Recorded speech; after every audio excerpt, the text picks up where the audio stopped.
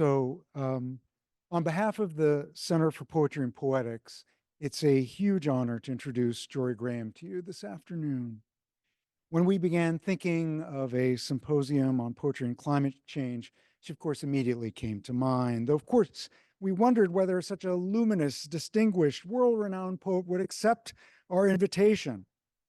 After all, she broke poetry open to the realities of climate change. In one volume after another, since Sea Change in 2008, her poetry's been at the forefront of world poetry grappling with this difficult subject. And each of her subsequent books has been a landmark contribution to the history of climate poetry.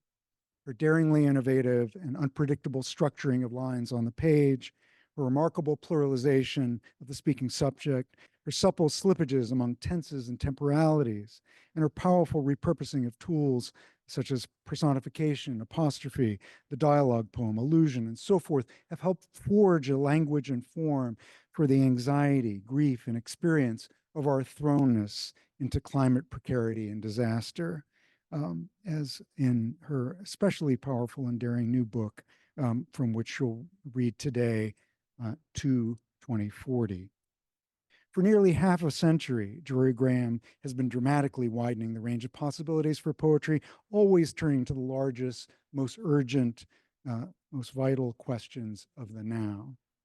A New Yorker by birth, she was raised in Italy and attended French schools. It wasn't until she was in her 20s that after studying at the Sorbonne in Paris, she moved to the US as a film student at NYU, an influence apparent in the vivid cinematic techniques and rhetoric of her poetry. Long ago, she remarked that poets writing today need to recover a high level of ambition, a rage, if you will, the big hunger. And among her peers, she's always been among the most philosophically and formally ambitious of poets. She's also been had an illustrious teaching career, capped by her succession of Seamus Heaney in 1999 as the Boylston Professor of Rhetoric and Oratory at Harvard, a position from which she has sent us some of our most cherished grad students, including Walt Hunter and Lindsay Turner, both now at Case Western Reserve. Among her many honors, way too many to mention, are a MacArthur, Pulitzer Prize for The Dream of the Unified Field, Britain's Forward Prize for Poetry, awarded for the first time to an American woman for her collection Place, and in 2017, the Wallace Stevens Award from the Academy of American Poets. I'll never forget the first time I read a volume of Jorie Graham's poetry. I was in my 20s, and even though I wasn't always sure what it was that I was reading, the poets immediately had me in their grip. The wonder at the aching beauty of the world, the bewilderment over flux and history, the piercing energy of the broken lines and syntax. I'd never experienced language formed, gushing, and erupting in this way. A little later, I felt transfixed as I read her poem about JFK's assassination, which weirdly seemed to me to be speaking directly to a difficult if wonderful emotional transition in my own life. Choice, the thing that wrecks the sensuous here, the glorious here, that wrecks the beauty. Choice, the move that rips the wrappings of light, the ever tighter wrappings of the layers of the real. From those lines until her climate-induced supercharging of Carpe Diem that I mentioned today, in lines like, "Represent me, says the day, quick, there's no time to lose. Represent my million odors, represent my shaking grasses." In such lines, the urgency, power, immediacy, and brilliance of Graham's work is unmistakable.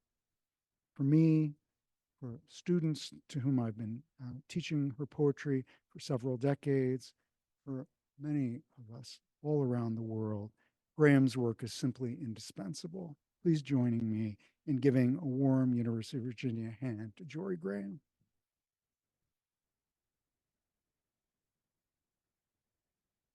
Wow, that was beautiful. It made me feel old. I want to read some of those older poems. I wanted to read that Lolita poem when you were reading it. Hi, everybody. And God, I hope I'm not looming large on some huge screen. It's always so unnatural. It's very nice of you to invite me and not make me come in person. I'm very grateful to you, and grateful to you for attending to the work and for creating a conference such as this one, which is so essential. And I wish there were more of them, and I wish there were more people actually attending to the subject. I'm just going to read 3 or 4 poems from 22040, and I thought maybe then you might have some questions. I think the poems are, first of all, you've been thinking about them. Second of all, I think they're kind of self-evident, and a lot was explained in the introduction. So, I mean, I'm going to begin with a poem titled Are We? It's the first poem in the book. I should say that this book was written under, I've been writing under the pressures of climate change. This is really the 6th book in which it became, well, how can I say I'm writing about climate change? We are living in a situation where climate change is the largest hyperobject, the largest reality among the realities that surround us. And so it just, one writes from one's reality, and it includes climate change. Obviously, the poems take on all the other subjects of life because poems do that and life does that. In this book, I was diagnosed with a very severe cancer, and I was halfway through writing, or third of the way through writing some of these poems, and my oncologist, and therefore my time frame changed in terms of what futurity is to begin with. And my oncologist suggested I learn a new language to fight off the effects of chemotherapy. So I tried that for a while, and then I thought, actually, the only new language I know is the poems I haven't written yet. And so these are the new language I tried to learn to fight off the potential brain fog that chemo induces.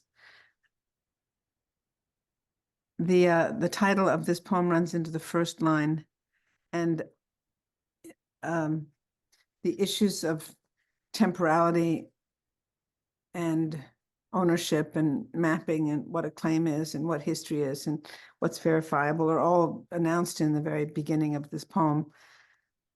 It is the poem in which real time is enacted. I've been very fascinated by the idea of the sacred nature of what we call real time work that takes place in real time in film, in particular in Tarkovsky's films, most famously the moments in which the camera is open and the event is basically unedited, in which the time in which an event takes place is contiguous and continuous with the time in which it takes a viewer to undergo it, from wherever they're witnessing the film. And that relationship between the made thing and the maker that opens up the lens of time and does not interrupt it through any kind of editing, it has had a big influence on my work. In particular, it's evident in this poem. I should say that the word owns in the first line of Are We, always, whenever I use that word, I think of stopping by woods, because I think of the extraordinary first line in Frost's poem, whose woods these are. I know. It's always fascinated me, that we don't pay more attention to why someone would stop in the middle of what's essentially unownable and, a wilderness, and look at a patch of land and wonder who owns it, and have an incredible anxiety about where that owner is, and is he back in the town, and can he be seen, and the presence of God and owner. So this anxiety about ownership is always behind my use of the word owns. So it's in this poem as well. And the title, as I said, runs into the first line. Are we extinct yet? Who owns the map? May I look? Where is my claim? Is my history verifiable? Have I included the memory of the animals memories? Are they still here? Are we alone? Look, the filaments appear. of memories. Whose? What was land like? Did it move through us? Something says nonstop, are you here? Are your ancestors real? Do you have a body? Do you have yourself in mind? Can you see your hands? Have you broken it, the thread? Try to feel the pull of the other end. Says, make sure both ends are alive when you pull to try to re-enter here. A raven has arrived while I am taking all this down. Incorporate me, it squawks. It hops closer along the stone wall. Do you remember despair? It's coming closer, says. I look at him. Do not hurry, I say. But he is tapping all over the stone. Do not hurry, I say, but he is tapping the stone all over with his beak. His coat is sun. He looks carefully at me because I am so still and eager. He sees my loneliness. Cicadas begin. Is this a real encounter, I ask? Of the old kind? When there were ravens? No, says the light. You are barely here. The raven left a long time ago. It is traveling its thread, its sky road, forever now. It knows the current through the cicadas, which you cannot hear, but which close over you now.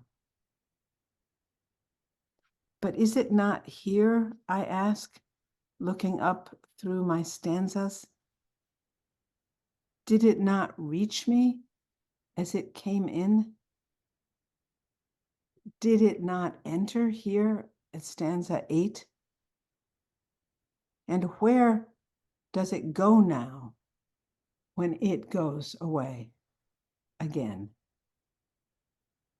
When I tell you the raven is golden, when I tell you it lifted and it went, and it went.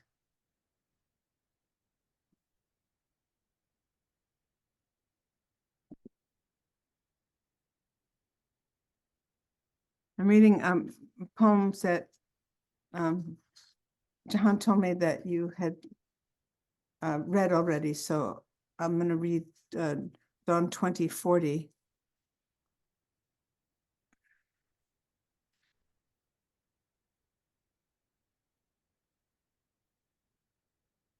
I think there are going to be some overlaps here in terms of the anxiety about the word now. I spent a lot of time trying to write poems that were anxious about our inability to imagine into the future. It's evident that we used to be able, as humans, to imagine many generations ahead of ourselves in order to live. It's one of the famous sayings of the Iroquois nation that ends up being a brand of cleaning product about the 7th generation, but the chief of the tribe would take the youngest member of the tribe by the hand, or the imaginary member of the child, 7th generation, 7 generations ahead, along the river, and say, how much fish should we take from the river in order to determine what needed to be controlled of human desire and need in relation to the needs of a future people, one's own descendants. And there was a very interesting book by Christopher Lasch called The Culture of Narcissism, that was published maybe 20 years ago, about the collapsing saving patterns of Americans. That's one of the things that it discussed, and it was very interesting about how people used to save for their, as yet unimagined and unborn future descendants, and then for their grandchildren or great-grandchildren, and then for their children. And then the saving patterns collapsed and people started saving only for themselves and then pretty much not at all.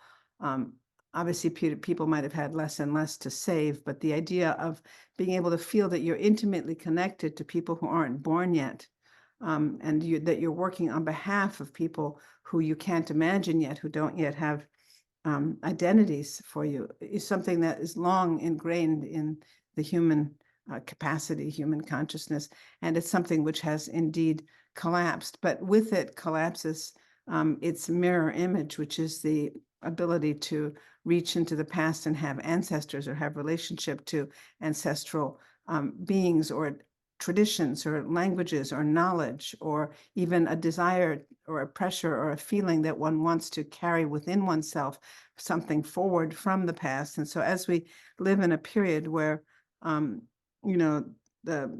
we feel less and less connected to the past, in fact, we actively erase the past. In fact, we feel that the past is a kind of pressure that needs to be erased in order to be able to move in the incredible rapids and hurries of the present. We can't lean on the past any longer. We can't rely on it. Where, the present is like vertiginously poised over a void. If you don't have an active sense of the future, even in the sense of believing that your poem will last into, when people used to write poems and imagine a kind of, quote, the immortality of the poem, or even the sense that the poem would endure through the ages, which is a collapsed notion. But there's an extinction yawning behind us as there is one yawning ahead of us. And so sometimes we feel like the last grain in the hourglass, or that the string of moments, like the necklace of moments that strings us together, that moves through us like a thread between the past and the future, has broken, and the pearls are all over the floor or the ditch. And so it is kind of a new experience of time that I guess these poems are exploring. And the burden of attention becomes very great in them. And obviously a longing for stasis, the poem I'm going to read has that, a longing to hide and not have to live in a world in which this kind of broken thread is at work. And, entropy becomes so terrifying that one does long for a way to hide in the present tense or the present moment, or in the outside of the idea of tenses altogether. And, the horrible sense that what's coming towards us is also this, what I call in this poem, this dune of the future. So it's sort of operating in that terrain.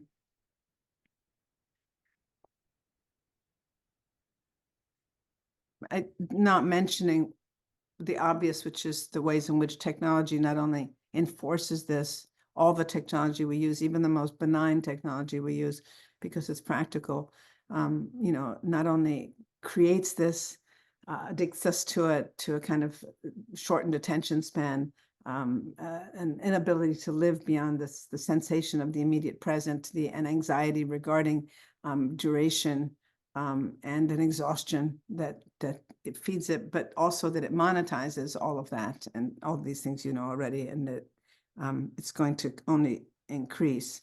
But it's a way of making it possible for us not to think about the very thing we have to think about, which we used to be told that it was a century or two ahead of us, this climate cliff, this tipping point, this runaway collapse of the thermal currents, everything that's coming at us. And now we realize it's in our own lifetimes, possibly even in my own lifetime, certainly in my daughter or my granddaughter's lifetime. So it's incredible that we have a technology that's making sure that we can't possibly think about the future, because we are living in these narrow slivers of present tense emotion and present tense morality and present tense consciousness, and yet it's the very thing that we most need. And we are in the thrall of this dilemma.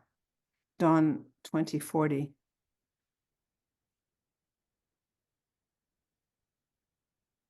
These tiny sounds you think you hear in the house elsewhere. Is someone awake? Is someone alive?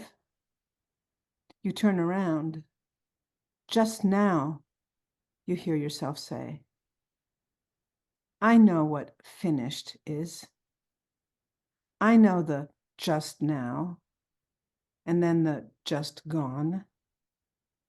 I am alive. Then it is the sun arriving, rising just above the edge of your turning, my earth. It's touching my shoulder. You, it makes me feel. You. Are you there? In this world now, this is the last moment in which we can breathe normally. Normally, I say to myself. The scrub oaks are dying back. The white sky arrives, whitening further.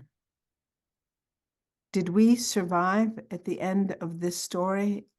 I ask the sun. I give up on tenses here. What were the things we called freedoms? I ask. But the sun, as it rises, is touching everything less and less tenderly, reaching everything, no matter how you hide. No water anywhere. Though here, listen, I make it for you. Drip, drip, as I admire your breathing wherever you are now, reading this. Inhale. Are you still there? The sun says to me as I hide on this page. Be there as long as you can take it. Be there as I rise. The lifting ground mist now, the last moment, the very last, in which you can breathe. Soon, now actually, you must hide from me. You beautiful thing. You human. Your lungs I can crush with one inadvertent inhalation. But how I admired your breathing. Your so few years. How you took them to heart and believed in things to the end. The end is a hard thing to comprehend. You did not comprehend it. Now, go. I must widen across the fields. The cicadas will soon begin in unison, the song of unison, till you can hear no more variation, no rise or fall.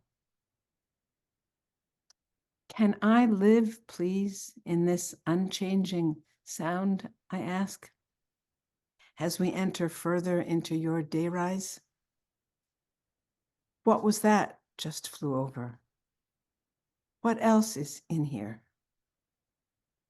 I sit as quietly as breathing permits. All's hum and insect thread. Nothing unlocks. Yes, there's burning wind sometimes, but all is building towards sand's hard thought. Nothing will change its mind, this dune of the future, as it moves towards us here, where we can, for now, still hide. You there, wondering what to do with your day,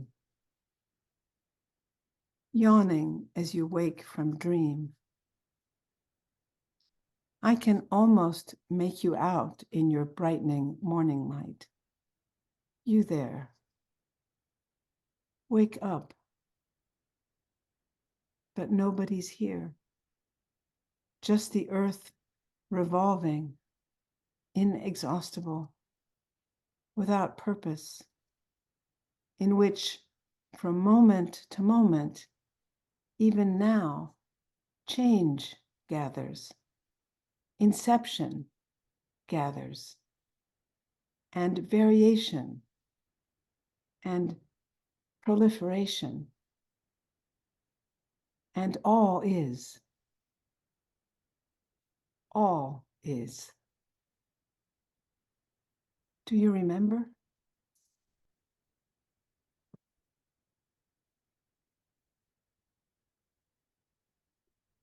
That poem upsets me even now reading it. All right. I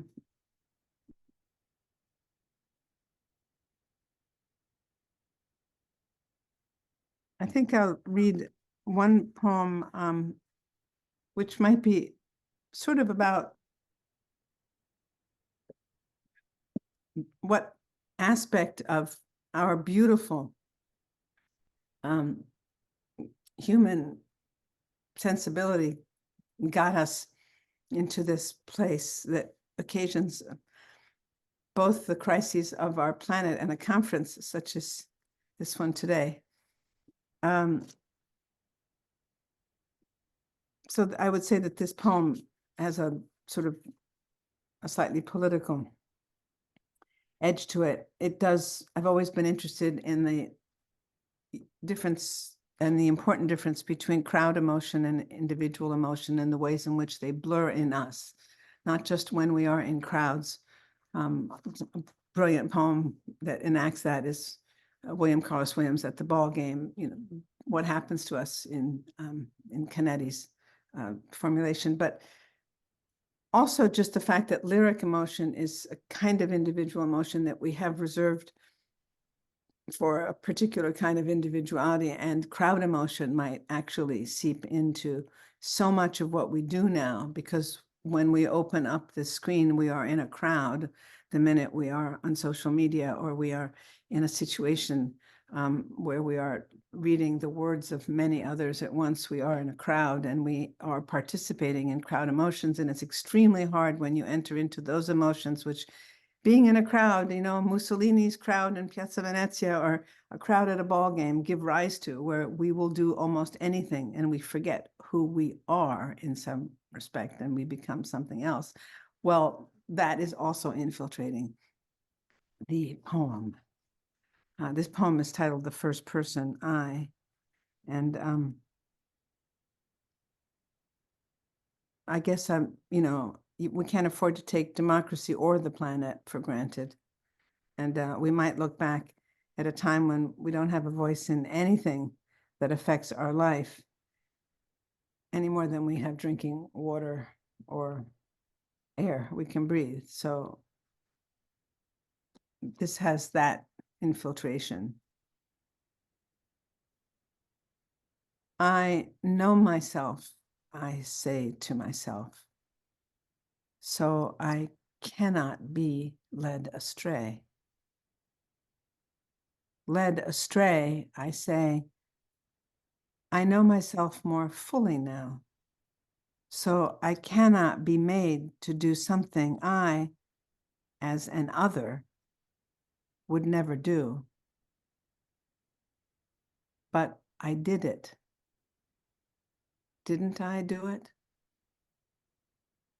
It wasn't me to do such a thing or believe such a thing, I tell myself, as I look carefully into the only mirror I am given, myself in there, me looking carefully and hard.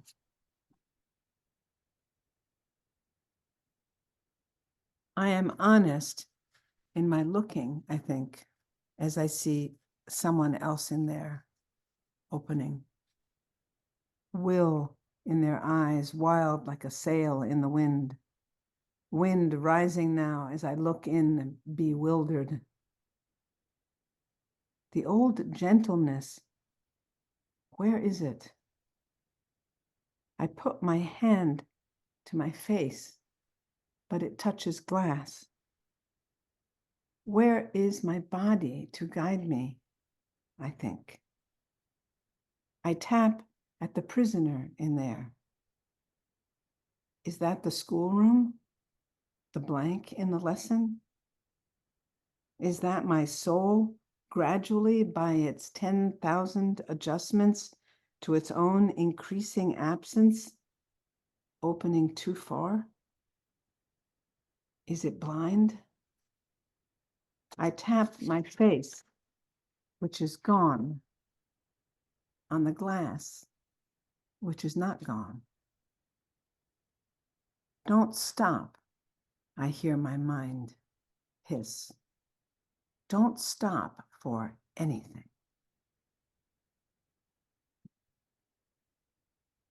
And I'll end on a tiny antidote poem.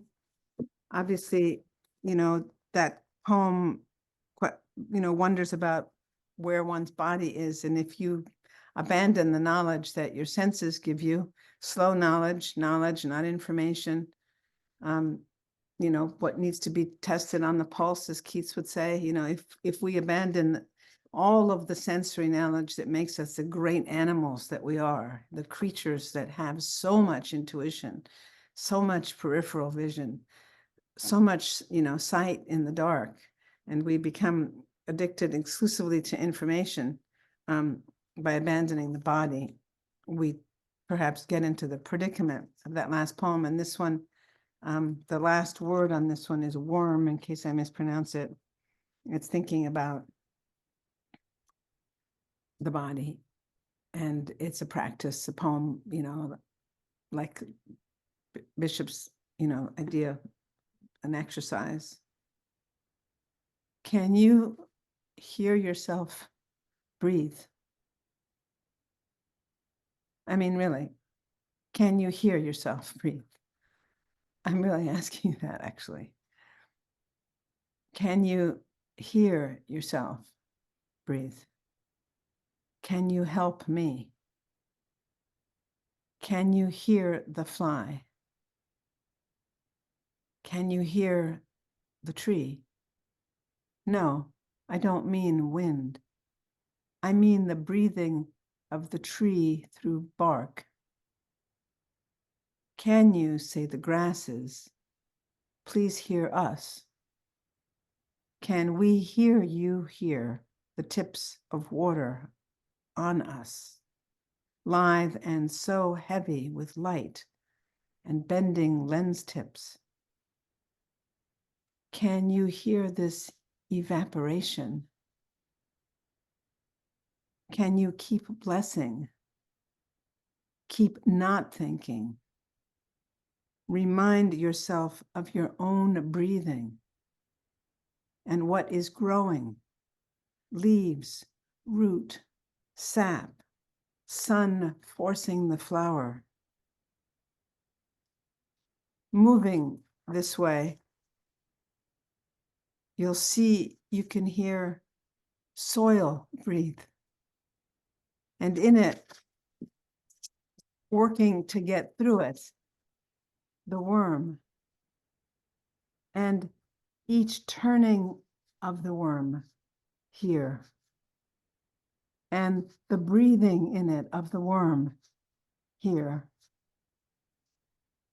Moving this way, you'll hear the earth go on without you when you are no longer here, when you are not breathing. The fish, the water, the sand, the needle in the pine, the here. Hear it breathing as it turns. And as now in it, turns, the effort of this worm.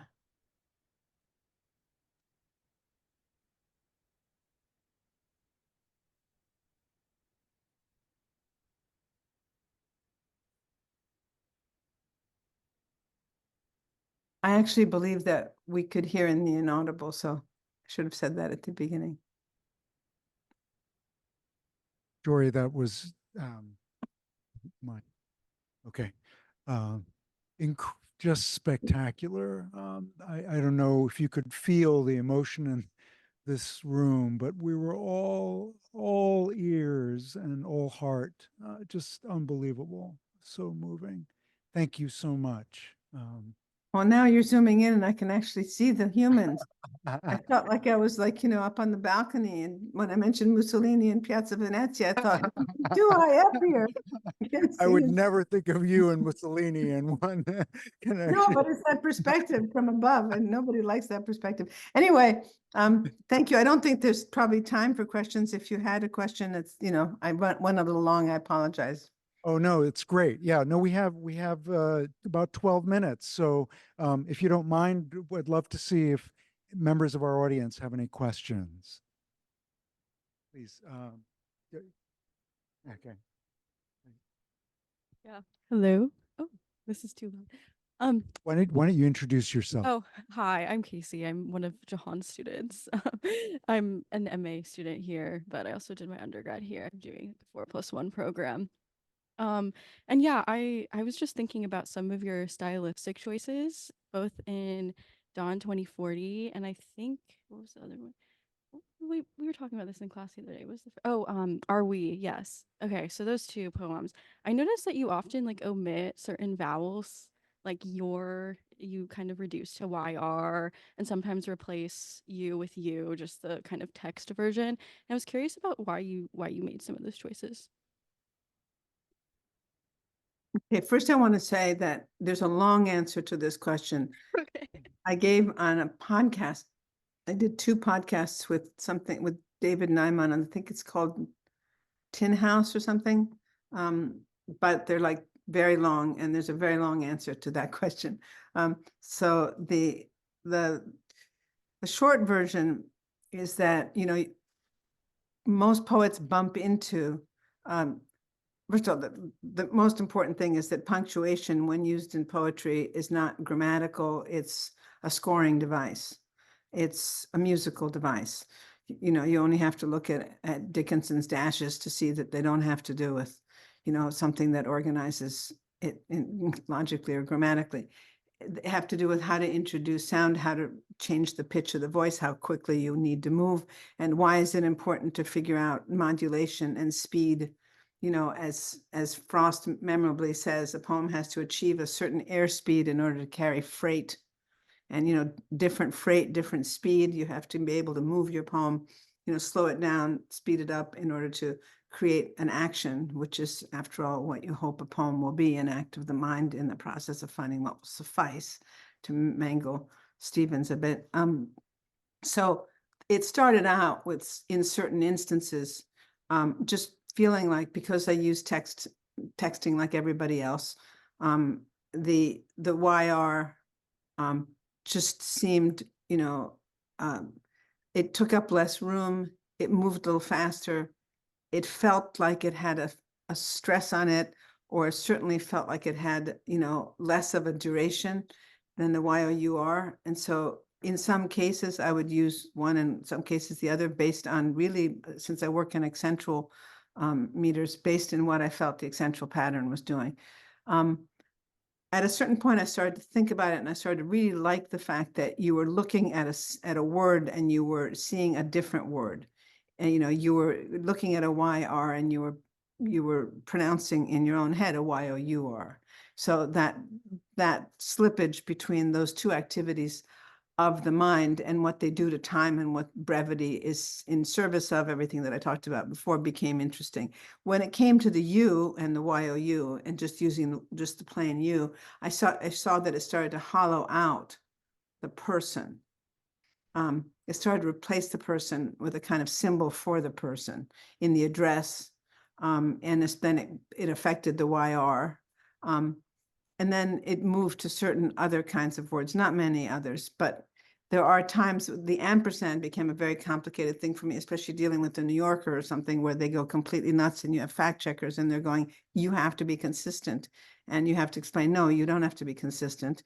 There's, the ampersand is something which allows you to link, but it speeds up the crossing between two words and it changes your stress structure completely. And if you put an A and D in, you linger slightly on it and it's a different kind of connection. So I began to use them as scoring devices in that respect. They do start to seem like in the way that religious texts won't pronounce certain words. And you have to spell them a certain way, even though they mean something different from the way they're spelled because they're sacred. So it started to sort of add a certain sacred activity to the problem of the other, which is where this was most pronounced in the you, the your, etc. And I hope this helps. It's a beginning of an answer. Yeah, it's great. I'll look at the podcast. Thank you. The podcast goes all into Hebraic stuff. And, I was asked about whether this was dealing with the Hebraic Bible, which I hadn't thought of at all. But as a result of the question, I came up with a wonderful, made up reason on the spot, which I think is kind of cool. Hi, I'm also a student of Jahan's. I wanted to ask you a question about, so one of the things that climate, like poetry does is like respond to sort of like a future, like an apocalyptic future, for instance.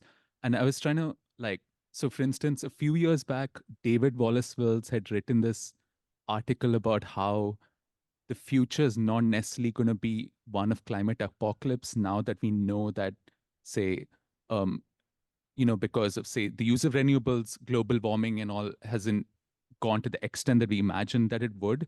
But that removes us from this possibility of like the mythic that the apocalyptic gives us. And I was trying to think about what climate poetry would do that does not respond to the mythic, that probably has to respond to, like, I don't know, contestations of reality. And I mean, that whole line in RV where you say, is this a real encounter? I'm also thinking of that and what it might mean for poetry to just respond to contested realities rather than the mythic that the apocalyptic. First of all, David, that's a great question. David Wallace Wells wrote a very great book in The Unthinkable Earth, okay? And he told the truth. He then got employed by a lot of people and he walked it back. So what that article that you are referring to outraged me and a lot of people because he walked back the science too, and he walked back all sorts of stuff because he was told by the people that basically, by many people, probably even his own family, who knows, that he had made it too bleak and that people couldn't survive living without hope, and people had to be given a kind of narrative so that we end up with the idea of contested realities regarding the future of climate change. I'm not here to debate science with you today, but there are some things that are not contested. And the Union of Concerned Scientists report is very, very clear about that. And if I were you, I would go read the UN's Union of Concerned Scientists report for this year and for last year to get a very clear sense of what's going on. It's actually much more grave than we think. The people who are actually paying attention to it, who are just at COP28, are in total despair at the fact that, we are not moving as quickly as we can. Many, many people are relying on the alternative reality of carbon sequestration, of, different, just moving the numbers around and hoping that, but the truth is that what's going on is that the world is filled with an income inequality like it's probably never seen in its history. And there's a number of people, a great number of people actually, who have the means to live in such a way and are preparing to live in such a way in their reality, in floating cities and, certain parts of the world in which they've created underground cities. I mean, there's a whole alternative scenario, not just of crazy survivalists, but of most billionaires that and then the sense that, the rest will be abandoned. Then there's a whole bunch of people who are planning cryogenic escapes and other people who are planning their escape to Mars and believe in it thoroughly. So you have to see, those are all, you can do what you want with those, but the timelines that we have all that we need right now. If we would have the political will and the leaders to make changes, we have about another 5 years to make those changes. Your generation is a generation that can vote in climate leaders. By the way, Bobby Kennedy Jr. is not one. He's a complete fraud, and he's being paid for and funded by Tim Mellon, who's the primary funder for Donald Trump. So, if any of you are thinking that Bobby Kennedy Jr. is an environmentalist, that's a dream. Then that ship has sailed. This is a guy who's, there to make sure that Trump wins. And if we get Trump, we are very screwed in terms of climate. Forget all the other terrible reasons. But, they're really, the different alternative realities are not, the mythic one is that we'll be okay. The second mythic one is that we'll get to Mars on time. The third mythic one is that, carbon sequestration will take care of it. No, we need vast wind farms. We need solar farms. We need to convert to, what Iceland is doing, which is a huge amount of geothermal on the planet where we can do it. There's many, many things we can do, but the most, and we have to think about the way capitalism is functioning. We have to think about what, the way in which, we live and what kind of, what we actually need to live by. We need a basic minimum income. We need to think about many other things that are involved with consumer capitalism. But the one thing that we can't do is decide that the worst predictions are something that we can overlook. We are brave enough. Look, I feel very lucky to have been born in this moment in history and not at a time when climate change was not an issue, because I feel like, this is a moment when humanity can come together, when we have a chance as human beings to transcend, all sorts of differences, certainly the differences created by nation states and religions and ethnicity. We can transcend all of it because we can come together to try to solve in the next years this problem. It might even be that this horrific war that we're confronted with now is allowing us to wake up, in the way that there was a momentary wake up during the Vietnam era, to wake up to a sense that as a community, we can actually, if we speak in one voice, begin to have power. You can begin to see that demonstrations in the street and voting uncommitted, in elections that are not the ultimate election, are having an effect even on the government. If we begin to think of ourselves as having power, I love the idea of a universal work stoppage so people would understand how much power their work contributes to the economy. But we have the power, if we work as a community, to address the kinds of changes that can be made. It's not unthinkable.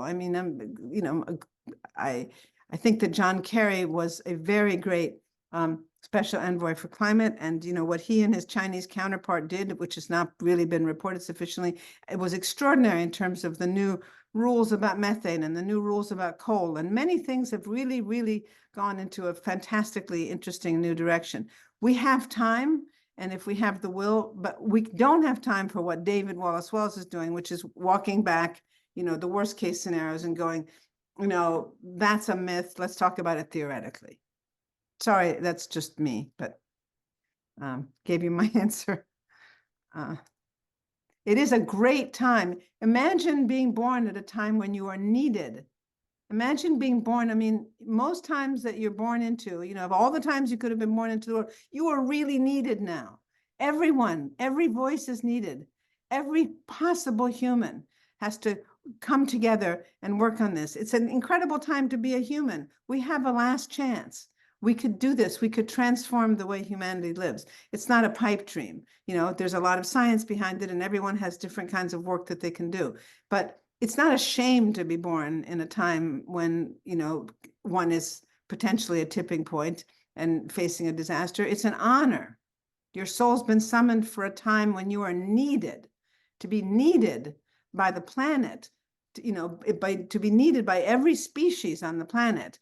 Every last bird, every incredibly intelligent crow needs you, so it's an honor to be able to be in service of that work. And the only thing you can't do is sort of decide to listen to people who, walk by. It was a great book that he wrote, and then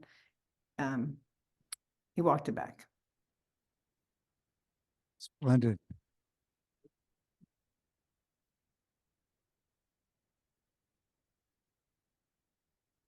Jorie, that with that incredibly intense, powerful rallying cry, I think we should let you go. I know our audience members have other questions, and I know we'll be reading your work and pondering every syllable for decades to come. And thank you. We're so honored to have you with us today.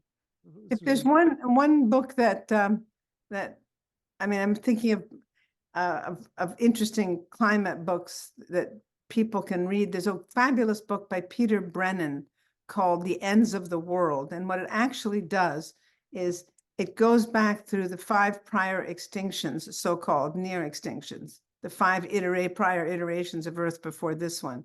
And it describes each one in incredibly vivid detail and shows you where on this planet you can see the traces and the evidence of but imagining each of those planetary entireties, all of which are in this one, makes you feel how exciting it is to be on this planet, not just how worth saving it is, but also if it goes into a new iteration, how thrilling the new iteration could be, because the 5 prior ones, were not just preludes or, first acts to our glorious act. No, they were each in their own right extraordinary. So Peter Brennan, The Ends of the World, it's a completely thrilling dive into deep time with a brilliant geologist. Very, very easy reading, but brilliant. fantastic. Thank you so much. Let's give Jorie Graham a big round of applause. Thank you.